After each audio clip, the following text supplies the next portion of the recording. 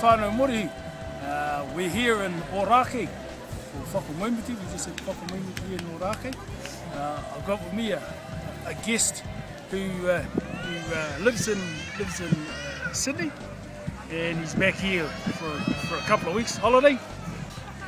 Kei te mihi ki a koe, te Tainui. Kia ora koe, mate. All yours. Kia whaikarorea hono re harurua ki a koe I ho ngā mano a te matua te tama te Wairua Tapu me karere ngāne re pono mao te māngai ki rato e tautoko mai niaki ai. Te mea tua tei, ke te mea atu kia koe te rangatira Uncle Joe. Me tō mahi ki rato te takuta moana kwaia ki Akarana. Reira, ke te mea atu ki a koe. I just like to say that it's a beautiful day here in Orake. We're enjoying an early Christmas celebration with 7 combined parihas in Auckland and 1 representative from Australia. Basically, we've come together to acknowledge the founding of our maramatanga, our hahi, that being based upon the Holy Spirit, Jesus Christ, and so we're here to have an early celebration of Christmas before we break up and do whatever we want.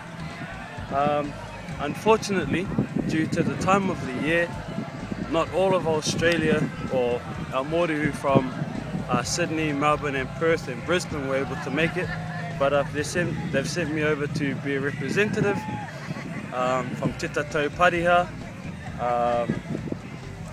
but they send their love and you know they're having an exceptional time over there. They just celebrated their Christmas breakup last week at the beach, and so you know it's good to know that all our Morehu are getting together. They're happy, they're prosperous, they've got a clean vision for 2013, and I've learnt a lot here today.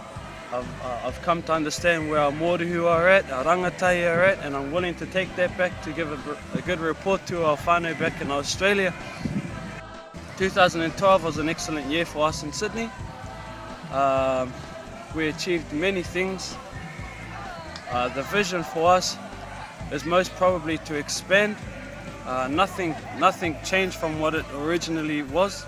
It's always to share the light, to spread this maramatanga Morehu throughout the world, and Te Tatau is basically a gateway to that, to that broader,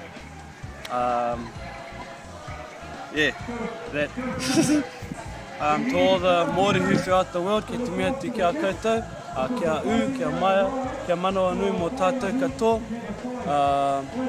Kia raurea te whakapono tūturu o te Wairua Tapu. Anō reira, ngā manaakitanga ki a koutou katoa. I raro I te maru a iho ngā mano, matua tama Wairua Tapu me ngāne e rapono, mao te māngai ki rato e tautoko mai, ai niaki ai.